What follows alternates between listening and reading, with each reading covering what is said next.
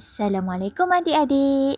Adik-adik dah sedia untuk belajar Pendidikan Islam tahun 1 bidang ibadah yang bertajuk Kebersihan Amalanku.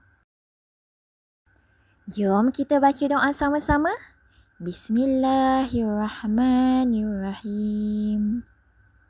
Allahumma ftah alaina hikmataka wanshur alaina min khazaini rahmatika ya arhamar rahimin.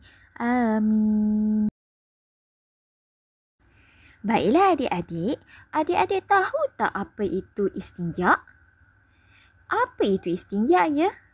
Istinja ialah menghilangkan najis yang keluar daripada kubul dan dubur dengan menggunakan air atau benda-benda kesat atau kedua-duanya sekali.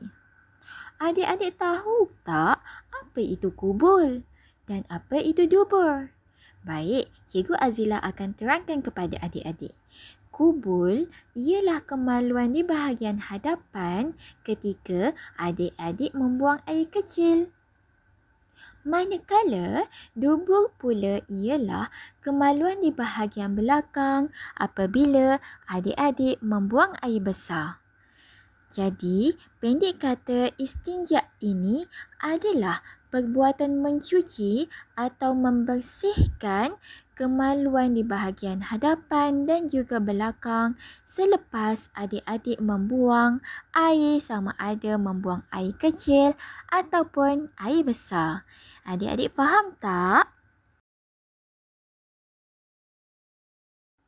Kita pergi pula kepada hukum istinja.